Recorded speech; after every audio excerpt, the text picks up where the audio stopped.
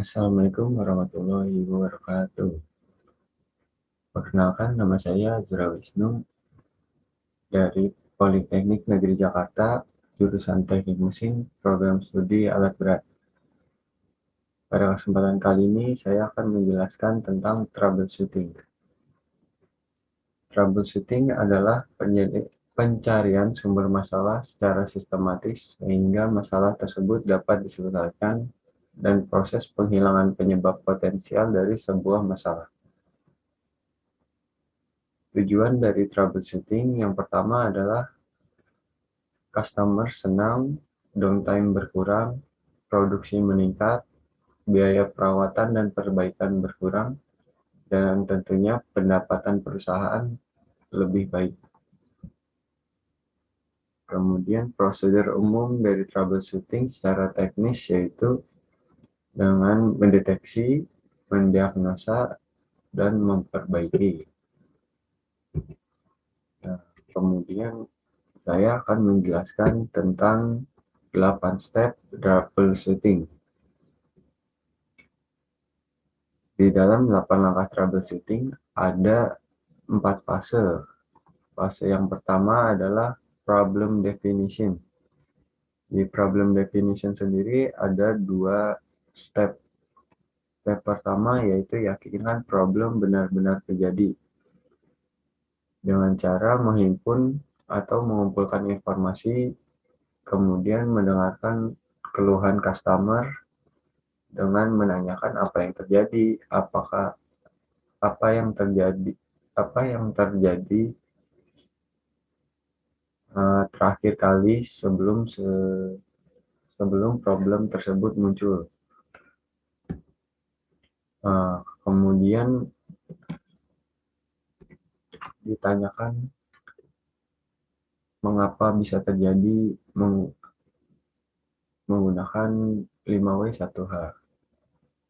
Kemudian step kedua, tentukan problem dengan mencatat, yaitu menyusun fakta-fakta yang dikumpulkan, menafsirkan informasi yang didapat, juga memperhatikan kondisi operasi seperti kondisi geografis, cuaca.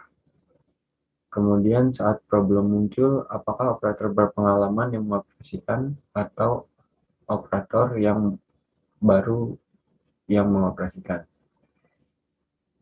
Kemudian periksa juga sejarah engine seperti preventive maintenance, kemudian perbaikan apa saja yang sudah dilakukan. Kemudian fase berikutnya, problem evaluation. Ada 4 step. Dimulai dari step 3 yaitu periksa engine secara visual. Kemudian kumpulkan informasi tambahan yang diperlukan seperti pemeriksa sensor, mengetes secara teknis seperti operation adjustment, standard operation procedure, dan prosedur teknis. Kemudian lihat servis manual, buletin, dan diagram skematik. Nah, kemudian tanya pada technical support seperti supplier, pabrik, dan orang yang sudah ahli.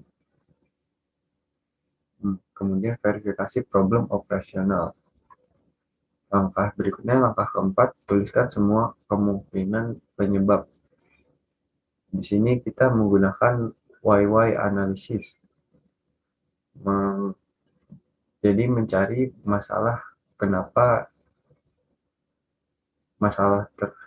mencari kemungkinan mengapa masalah tersebut bisa terjadi. Diidentifikasikan sebanyak mungkin penyebab-penyebabnya.